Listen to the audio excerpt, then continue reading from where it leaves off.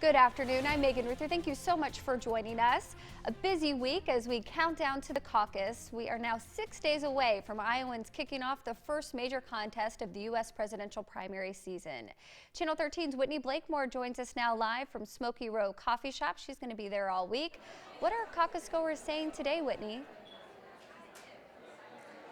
Yeah, Megan, yesterday I spoke with a lot of undecided Democratic caucus goers who are trying to figure out which viable candidate is worthy of their support. And while that's a pretty big task at hand, today I am hearing from Republicans who say they are wanting a pretty big turnout at their caucus as well. Well, it is certainly more important because we want to show our support. We want the people that aren't there to know how much support there was at the caucuses, so that they don't think that it was just a dead ringer and they don't need to show up, or they don't need to be active in political stuff. Des Moines' Jade Handy says 4 years ago was the first time he caucused, wanting to be there for President Trump.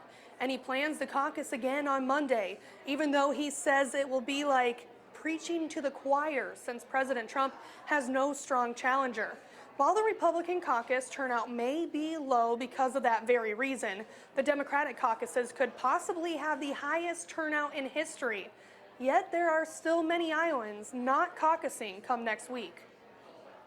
I don't know much about it. I always assumed it was kind of a Democratic thing for the Democratic Party to do, but now I know it's not. It's both parties. I align a little bit, if you will, maybe in the center, but a little bit to the Republican side in terms of policies and practices. So again, it was just kind of like, oh, that's something the Democrats do, and it's a big deal, and for them. But I just didn't make it a huge priority for me.